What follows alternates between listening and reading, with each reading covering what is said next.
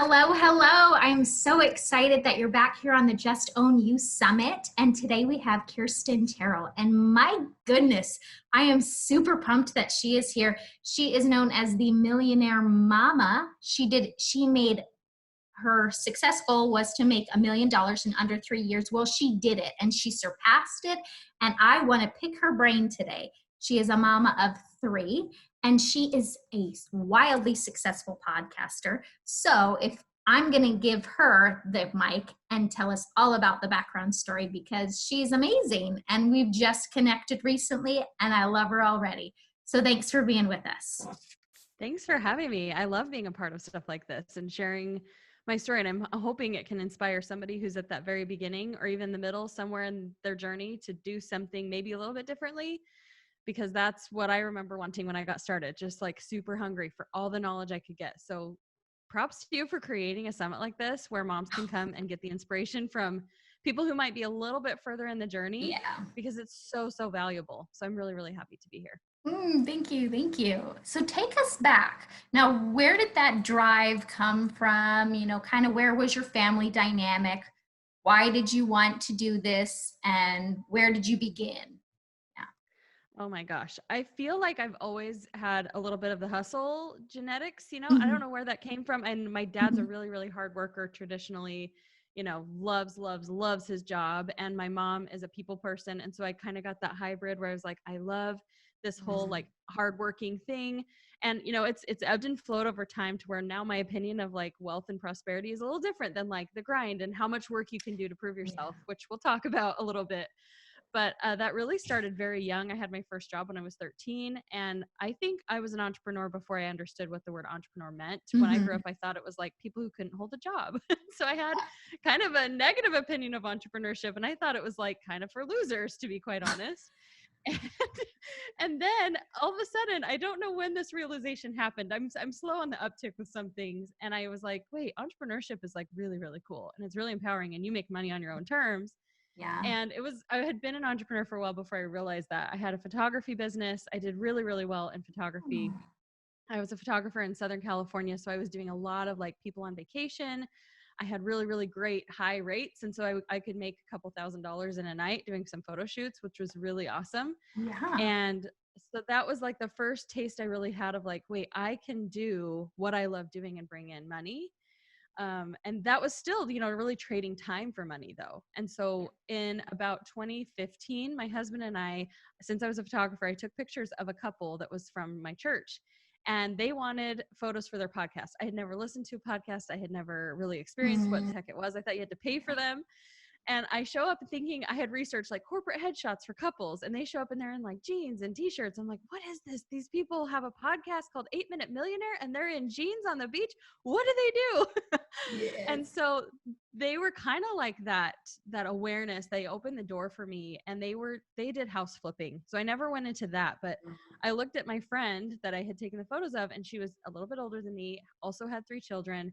And they were wildly successful. I was living in subsidized housing in a tiny apartment. She was living in a beautiful, $1 million home in, San Clemente, California. And I was like, what am I missing here? Because, we have a lot of things in common. How did she acquire that wealth and what am I missing? And so that was where the door in my mind opened. I started listening to their podcast. I started following all the recommendations, listening to all the books, and I took massive action really, really fast. So that was like August, September of 2015.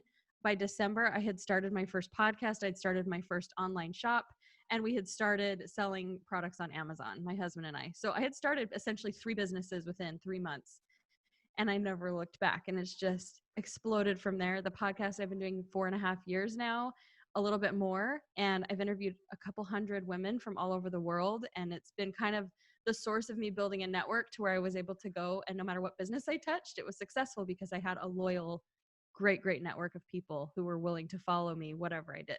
So that's like the really condensed version of my story. I love it. The fact that one of the things that's inspiring is that you said, anybody can do this. And I want to prove that anybody can do it. And I'm going to do it in 3 years. I actually initially, I'll be honest, I said in 1 year. My goal was like January or somewhere in the spring of 2016. I was like, I'm going to do this by December 31st. And I was so obsessed, and I was like, I'm going to prove this. And I documented it, and I shared. Back then Periscope was a thing. So I was live streaming on Periscope all the Yeah. time. And we were just constantly changing gears with what we were going to do to make that $1,000,000. And I'll tell you like why it didn't work, why I didn't do it in a year, because we can talk about that when we talk about manifesting and all that fun stuff. But it did eventually happen, just not on the time frame I had nailed down, and it ended up exceeding my goal. But I was so happy that from day one I had started with that intention of sharing, because there were so many people who were like, are you a millionaire yet? Have you made $1,000,000 yet? And I was like, you just wait, and watch. Yeah.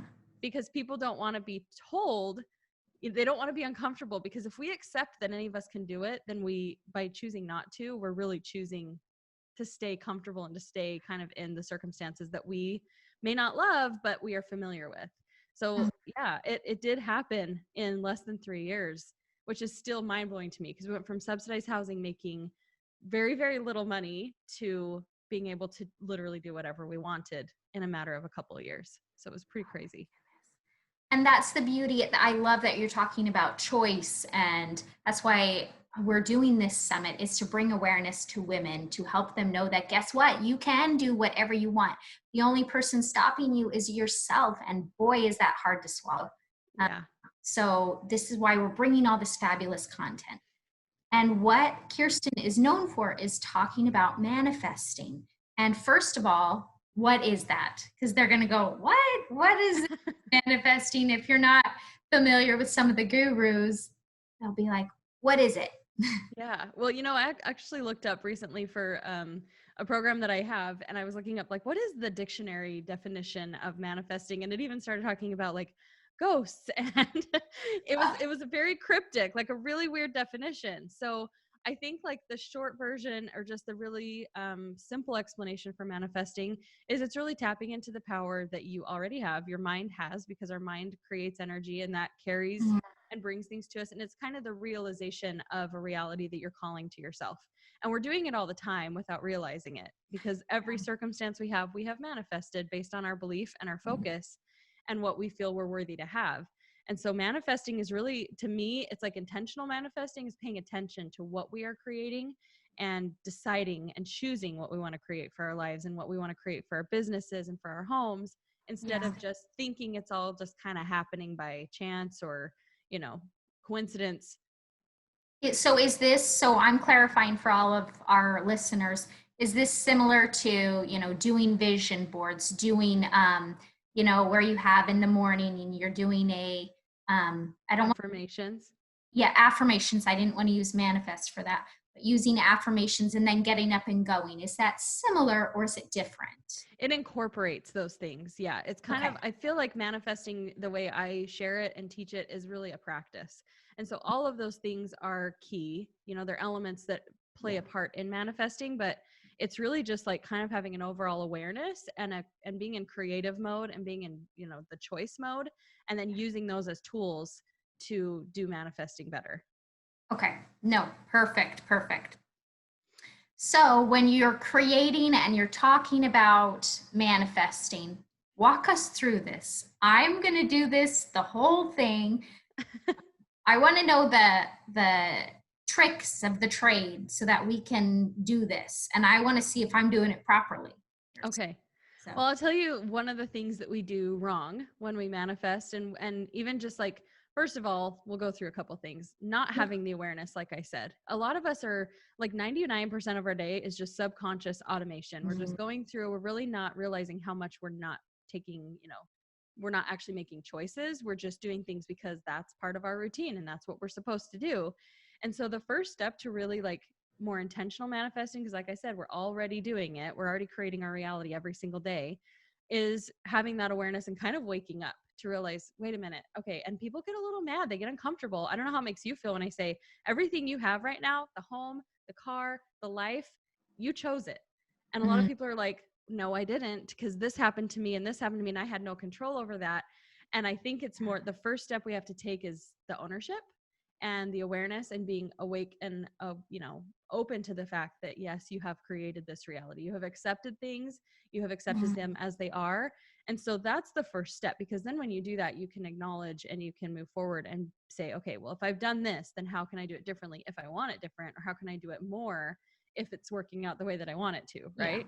And I think this is why you see a lot of people who maybe are super, super wealthy and they're born into wealthy families and they continue to perpetuate wealth because it's familiar and it's a reality that they have become used to. Even if they didn't choose it, they're continuing to create more of what they see and more of what is real to them in like the 3D actual tangible world.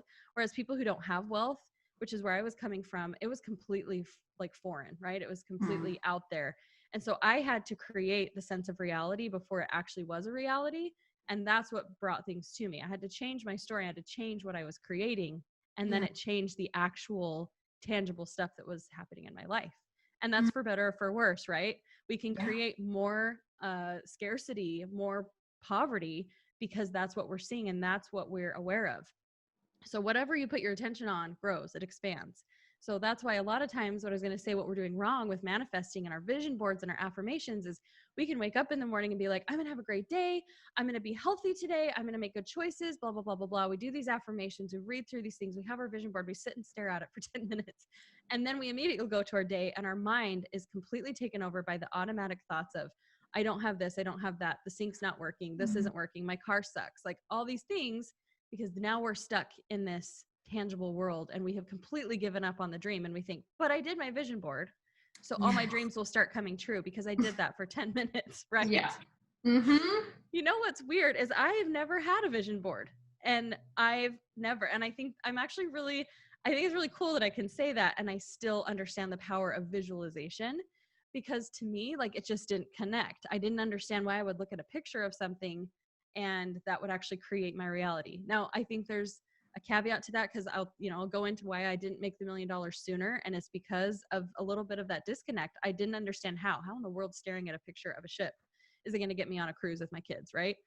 I tried a couple times. I printed pictures from the internet and I taped them in front of my, behind my computer on the wall. And my husband was like, it's like so ugly. Just take it down. Like I wrote with Sharpie on all these pieces of paper and just put them all over the house.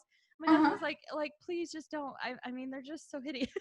And they stayed there for a good long while. And a lot of them, did happen, but it wasn't like I sat there and I did all of the typical things that we are learning how to do, but somehow I was still creating a life that I really, really wanted. And it's because it has to go down to that deeper layer of you have to really, really exist as the thing you're creating. And I've done this with health too.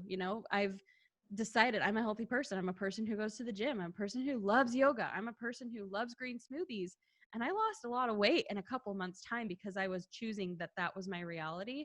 I wasn't saying I'm an unhealthy person who needs to get healthy. It was just I'm a healthy person and I do healthy things. So same with money, same with wealth, same with our business. It's kind of like a more deep version of fake it till you make it, right? Like you have to believe that it's there and that you have it so that you can call that to you. And it does work. And I will tell you, I don't know how it works, but there's science and it's proven through scientific experiment. I've studied a lot of brain science this year. I've studied, wavelengths and energy and all kinds of nerdy stuff. And I've just been blown away because I'm a really creative person, but I'm also analytical and I need to understand how A plus B equals C. And I've loved kind of diving deeper into that. And I don't want to go too deep today, but it's just know that it works. Yeah, no, it completely makes sense. Everything is ran in the world by energy, how things work and evolve. So it completely makes sense. So is the reason you didn't make $1 million prior to 3 years because you weren't manifesting? I was manifesting, but I was obsessed with the how. I wanted it to fit on an Excel spreadsheet. I wanted to be able to sit and write it down and have an explanation as to how I was going to get from 0 to $1 million. I wanted it to fit into these boxes of like, first I have to do 100,000. And you remember I talked about the papers behind my desk. I actually had like 100,000, 200,000, 500,000, $1 million. And so it was just kind of like on this little timeline kind of a thing. And when I was so focused on meeting benchmarks instead of just allowing, it completely halted that ability because I thought that manifesting was me kind of like controlling and gripping and committing, like overcommitting. If I believe in it enough, then it will happen. And if I do the things and I prove myself, then it will happen. It was actually it's like when we want to get married, right? When we're on the search and we're like, I'm never going to find anyone. No, we're just obsessively looking. And it happens when we kind of relax. And so I think the wealth and the prosperity happened when I relaxed into it. And I was just completely in alignment with Because, the funny thing is when things started to really click into place is when I was like, I think I'm just going to take some time off. I'm just going to chill. I'm just going to focus only on the kids. And I'm going to do a lot of this kind of stuff. And then boom, all of the things just like exploded really, really quickly. So that's, I know for a fact, and I'm, implementing that now in my life of detaching from the how so that I can allow. Ooh, I love that. I love that. While you're in that process, what kind of tricks does your mind play while you're trying to get to XYZ? You're wanting to do this. I know, because it's been a journey for me as an entrepreneur, that I constantly have to do reset mode, like apps. Same thing with my mind, because we are creatures of habit and we have to change it. Yeah. What kinds of tricks did your mind play on you? And what things can we be aware of so that we avoid those tricks? I mean, they're happening every day. You have to think of like, how long have you allowed your mind? And it's like the ego brain, right? It's the part of your mind that just kind of calls the shots, keeps you safe, doesn't want you to be embarrassed, doesn't want you to fail. And it keeps you in this little bubble and it thinks it's helping you, but it's really hindering your growth and your success, because by being uncomfortable, we get more comfort, right? Like we can grow things and have more of what we want. And so it's a daily struggle, because you have, for me, it was 30 plus years of a voice telling me, limiting me and telling me how things were. And that was my baseline of reality, right? Like, this is how it's supposed to be for you. This is how it's always been. This is, your family has this much and this is what you're worthy of. And so when you try and combat that and you talk back, that was one of the best things I ever heard on a podcast once, was we need to stop listening to our minds and talking back to them. Yeah. And so that's where I think it took me some time. And one of the very first books I ever read was called Outwitting the Devil. And it's such a fascinating book by Napoleon Hill, the same man who wrote Think and Grow Rich. And I read that and I was like, wait a minute, there's like literally a battle for my success going on between, whatever you believe faith-wise. I believe that there is, a devil and there's God. And I believe that they're constantly fighting for my mind, my heart, my intention. And so really, I think that book, and then even later in life, getting more awareness of what I was combating daily, I was able to identify this little voice is not always even me. It's influences that want me to fail, and the louder it gets, the more you're getting closer to doing something that is going to make a huge impact. And that's we have to be strong enough to say, wait, it's getting tighter. It's like you think about a pearl being polished. The more friction, the more pressure is where the beauty comes. And so when things get really hard, a lot of us tend to be like, no, see, this is a sign. This is a sign from the universe. I'm not on the right track and I need to pull back and I need to go back to what's comfortable and familiar, when it's literally the opposite. It means you are 2 feet from gold. You're really, really close to the prize and you're about to do something that's going to change the world, because all of us have that power to change the world. And if we all collectively did that, we would change the world. And so to answer your question, to condense it a little bit more. You're good. I love it. It's really it's talking back to that voice, and it will come up every single day. And if you think that you're going to get strong enough that you will become immune to it and you won't listen anymore, then you've let your guard down, because you will never be strong enough or have done it long enough to where those voices will stop. They will continuously show up. They will get louder. They will get meaner. They will manifest in real people. Like, people will actually start saying those words to you that you are fearing, your worst nightmare. I've done it. I've experienced it, where I've had to hear people who, they say all the things that are the worst fears in my mind. And so you have to realize, like, what are my tools to combat that? And how am I going to fight back to that? And it's really, to me, it's a simple saying, no, I don't accept that. I don't believe that. I'm not going to listen to that, because I have a purpose and I have a life that I'm meant to lead and I have people I'm meant to impact, and I can't stay comfortable. And I refuse to give into your story, because I have my own. So it's really it's literally, you have to realize you're fighting, and not to make it like this negative, ugly, dark thing. But, when we win, when we're like warriors of light and we do good things, it's a good feeling. It's not like, oh, I've been fighting all day. Sometimes you need to refill your batteries. But yeah, that's kind of the long and short answer. Just got to talk back. I love that. So she just told us we're not crazy when we're in the car talking to ourselves. It's great. I was just filming a video. It's supposed to be like a sped up video of me blow drying my hair for some content. And I was editing it and I was like, why is my mouth moving? I think I was literally talking to myself while I was doing it. All the time. Yep. I do that because I need a cheerleader sometimes, and it's got to be myself. That's right. That's right. I love that. I love so many times we want to give up. Your point of give up, and guess what? It's right there. It's coming, people. Don't give up so soon. And stop thinking. One of the things, like, we get inspired to do things, but as soon as it gets hard, we say, oh, no. Mm-hmm. Truly inspired, nothing would go wrong, right? Wrong. Totally wrong. So I want that to be like totally emphasized, that when you're on the right journey, life is going to happen and it's going to be hard, because anything that's hard is worth it. Mm-hmm. So thank you. All those points were awesome. Good. So tell me about some of the interesting things you've manifested, because you've said it's kind of been like kind of funny. Yeah. The things that I've thought about it and it worked. So Yeah. talk about that. I think it's like that thing, right? Like I said, like, wake up to it, be aware of it. I've seen people who said, I'm going to teach my kids. I had a friend who's like, I'm going to teach my kids about manifesting and thinking positive. And she was like, I bet you were going to get a front row parking spot. And she pulls in the parking lot, gets a front row parking spot. Happens like 3 times in a row. And she's like, shoot, I don't want to like make my kids think this is always going to work. And I'm like, why? It might always work, right? Yeah. And I mean, I think if anybody has ever read or watched the movie The Secret, it's the same thing. It's really just choosing, and you'll be blown away by even the small things and even the large things. And I think sometimes we have to start small so we can train our brain to see it. And I went through a period of time last year. I was like, dude, I need to be careful, because the things I am manifesting are coming, and they were some small, some really big. Like, I was living in a house that was about 1,500 square feet bigger than the house I'm in right now. And I was complaining and saying, I really want to downsize. This is just too much house. Like, we had 6 bathrooms. I was sick of cleaning all of the toilets. I could have afforded a house cleaner, but I just couldn't wrap my mind around, like, but I can do it in like an hour. Why would I do that? I don't need somebody coming in to clean up after me. I don't know. It's probably something I need to work through.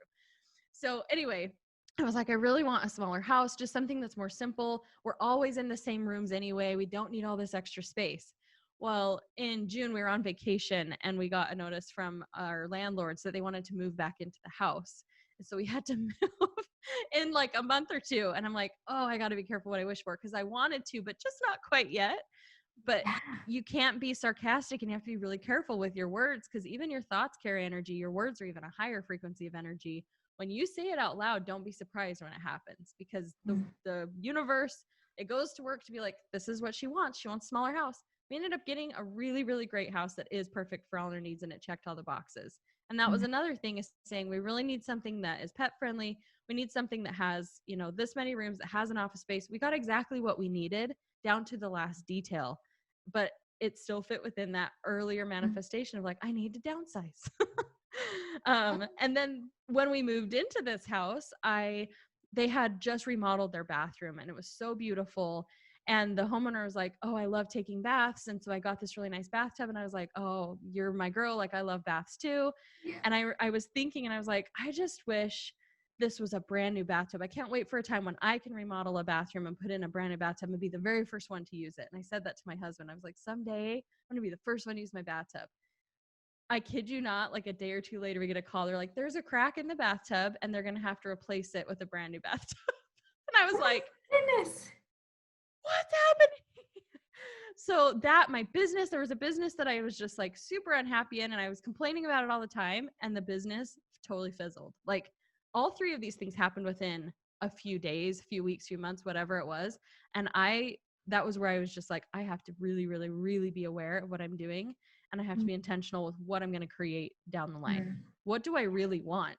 Because when you stop messing around and you acknowledge, I have a lot of power. What am I going to use that power for? Then you can either use it to, completely sabotage yourself, or you can use it to create literally anything. If I can manifest a brand new bathtub, I didn't have to go bash the bathtub myself. It just happened, right? With that control and that how. I couldn't have explained that was going to happen. So yeah, you just got to be open to endless possibilities. And now I want you to touch on timing with manifesting, because the house that we're in, I absolutely love. And we waited and drove around this neighborhood for an entire year because I wanted this house. And I even knocked. Yeah, I'm really like super like, are you moving? Like person. But it happened because I would go to sleep and every night I'd be like, we're gonna move in this neighborhood. I really want to be in this neighborhood. Now, I'm gonna ask you, maybe I could have gotten this house even sooner. But or is there a time thing with manifesting as well? Sometimes it's gonna take short time, sometimes it's gonna be long. Do you know about that? How is that? I don't have that down to a science yet because, like I said, I tried to do things in a short period of time and then I really tried to control it. And then there's other times where I've let go and I've seen things happen a lot faster. I Yeah. remember learning once, like, it's the be careful what you wish for because you want to be really careful that you're not inhibiting somebody else's life by manifesting that. Because if you're like, I remember reading something like, I really wanted that house. I really wanted that house. Well, they got the house, but the reason they got it was because the other family had gone through something to make them lose the house. And it's like, so I'm not saying you caused a tragedy for anyone, but I think it's just being open. I really like this of this is the thing I want, and you're visualizing it every night or something better. And so you're just, Mm, you're open to acknowledging that maybe the exact thing you want isn't even going to be the thing that brings you the most joy, but you're open to something even greater. As far as timing, I think it's just, I see the benefit. You have to be specific, right? And I teach this in my programs. Like, you have to set deadlines for yourself. You have to be very specific about what you want and when you want it. And then I think the trick is releasing and allowing it to happen and believing it will happen. Because a lot of times I've read stories, I've seen people talk about it happens literally like the last day right before the deadline. We're yeah. manifesting something right now, and I should totally be comfortable talking about it, but I'm still working through my own belief of like, can I really manifest something that big? And I have a timeline on it. It's by December 1st is when this is going to happen. And the faith, I don't think people understand that faith is a practice and it's an exercise. It's not just a feeling and it's not just a principle. It's like real faith is hard. It takes a lot of practice. And Mhm. so that's when it comes to manifesting, I don't want it to be all about new world woo woo stuff. I really have a spiritual layer with it where I kind of just trust that God knows what's best for me. Yeah. And I say, this is the timeline I want, but if you have a better plan and there's something better, I'm completely open to that. But I Mhm. still hold to that because he loves our effort and he loves our conviction, right? And if we say, I know you can do anything. So if this fits within what that should be, so like I said, I don't have it down to a science. I'm still Mhm. experimenting with that one. Honestly, that's what this year is for me, is like, can this Yeah. really happen by this date? Because I Yeah. was burned by that before, saying, oh, by December 31st. But I'm trying it out with the more allowing and not Yeah. controlling. So I'll keep you posted. No, that because I also believe in the faith component that yes, there's a higher power and they have, is watching over us. So if that's, yeah, it's going to happen then great. Or sometimes maybe it's going to take longer or what, Mm-hmm. etc. Or maybe he's got something different in the works, but it's going to align or Mm-hmm. align. Yep. With manifesting and you wanted the $1 million. Now you've got the $1 million. But what does that mean to you? What does it represent? Like, why was it so like some people get so hungry to make that? And there's reasons besides money, Mm-hmm. what it represents. What does it mean to you? It's really interesting you'd ask that question because I create online courses. That's kind of where our bread and butter is from. We teach other people how to do different things through these courses. And I'm developing one right now that's called the Prosperity Code because my husband and I were talking about this and he was like, doing like a money manifesting course is kind of cliche. And it really tells people like the money is what matters and having the money in your bank account. Yeah. And I feel like this has been a full like circular evolution for me where the money is a really easy thing to attach results to because you can see it, you've got proof of it. And so for me, even though it wasn't about this like greedy, hungry desire just to have as much money as I could, it was just kind of the way of me marking what was working and if I was growing and if my business was progressing. But now the way I really want to teach it is prosperity means something different to everyone. Wealth it's like in the eye of the beholder, right? Making $300,000 is a lot of money to some people. $300,000 to some is not very much. It's like, oh, I've had a failed year. And so I think to me, what prosperity means is not just money freedom. It's the time freedom. It's feeling like I have exactly what I need to fulfill my life's purpose. Like are all of my needs met? So I'm out of survival mode and I'm into more of like creating and I'm, paying attention because we can get very, very obsessed with money. Most of us, I would say, spend probably a really, really high percentage of our time thinking about, do we have enough? Are we going to be able to pay this bill? What about this? What about the future? What about retirement? And we obsess. Yeah. But it's different than focusing on the prosperity and focusing on that abundance and just believing it will be, so that you can live on that higher plane of existence. Because there are, right? I don't remember the scientific term, but there's the different levels of, first we're into the survival, we're looking to make sure that our basic needs are met, and then we go into more, higher levels of evolution. And so really, to me, like, having the money, when I have this large amount of money in the bank account, I can really focus on what matters more to me. And I think that's an important question to ask yourself as you're going into creating a business or growing something, is like, if I already had it today, this is something I ask myself when I'm running Facebook ads. Do I play small? Do I play like I'm already a hustler, I'm already a winner? I remember running ads for a program and being like, if I had already made like 7 figures from this particular thing, would I be only spending $25 a day, or would I be a little bit more aggressive? So and I'm not saying go into debt and spend thousands of dollars on something that might not work, but it's just realizing, like, you behave a little differently when you already believe you have that, and your life functions differently. You have a higher level of joy. And so the long answer to that is, the wealth and having the $1 million and all of that really just brought a different sense of being able to exist. And for a period of time, it was like, okay, it's here. Now what? And it was a little bit empty, because it was about like hitting the number. Yeah. And then it transitioned into like, now what am I going to do to contribute? Now, what is this going to mean for my life and for, everybody else around me? Oh, I love that. Analyzing and then going back stepping, like, okay, well, you want this. Why do you want it? Back step, the processing, because we'll all have reasons. One of the reasons I want to be successful in the financial form, because there's lots of different forms of success, is I really like to contribute. I love to give. Like, I love to be anonymous donors to my kids' school, to whatever is going on in the community. I don't need it for recognition, but I really love to just give. And when there's give and things, it just fulfills me. I feel like I can be a giver. And I think that's a lot of people, they want to give, and that's why they want to be more successful. They want, and then you don't have to think about it. I love that you said then your creative zone goes to other things. It's too much of our mind goes to the unnecessary thinking of just basic needs. Not a plane.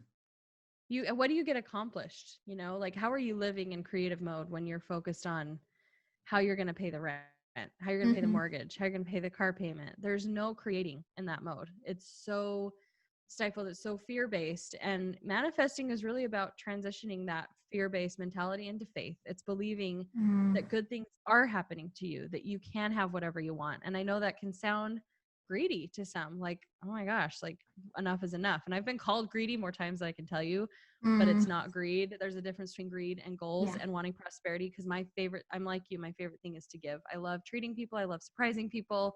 I love giving back to important things. And, I just recently did a podcast episode talking about human trafficking, huge issue right now, right? And we all want to do something. We all want to contribute. And I was like, there are very, very wealthy people who have caused this to become a problem. If we don't combat that with the same levels of wealth, we can't think of money as evil anymore. We can't think of wanting money as sinful. It's not. It's desiring to combat bad with good, and money is just a form of energy. That's all it is. If we see it as anything more, then we're not assigning the right meaning to it. It's an energy form. Beautiful, beautiful. So tell us about the giveaway that all of you ladies are going to get. Remember, you click the link and you put in your email and your name, and you will get this freebie from Kristen, and it's about manifesting. So tell us about the freebie. It's basically kind of what we talked about today in more of an e-course. I'm going to really explain to you manifesting, what it is, how it works, why you need to have more of it in your life so that you can start intentionally creating more. So it's just going to be kind of like a guided e-course that's going to take you through the steps of intentionally manifesting in your life. Oh, ladies, see, this was like that appetizer, and you're ready for full on, like, bring the entree waiter. So put your name and email in because I'm ready for the entree. I want to keep learning from Kirsten. This has been a phenomenal interview. Now, what would you sign off for today on the Just Own You? What would you like to tell them? I think for the last 4.5, 5 years, my mission has just been, and I love that this is your audience, just to tell women. I think the phrase I hear over and over in my head is like, wake them up. Just wake up and realize your potential, realize how incredibly amazing you are, realize that you are necessary, you are needed. The business idea you've been inspired to create, the life you're inspired to create for your children, it is not an accident. It is there, and it's a whispering, and it's a nudge, and it's a reminder from someone who loves you and wants you to create and fulfill your highest purpose in this life and to have extreme joy. Don't settle for anything less for that, and realize that anytime you're told you're not worthy of that, it's not coming from someone who loves you.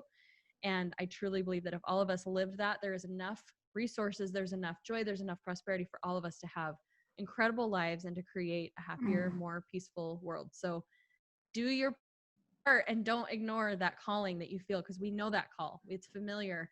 So don't ignore it. Just completely lean into it, because miracles and magic happen when you do. And I'm a testament to that. I leaned into that calling, and I've created a life I never thought possible for me. So This is a beautiful way to end the series, Just Own You. I wanted to make our last speaker just like top notch, blow the roof off, and she absolutely did.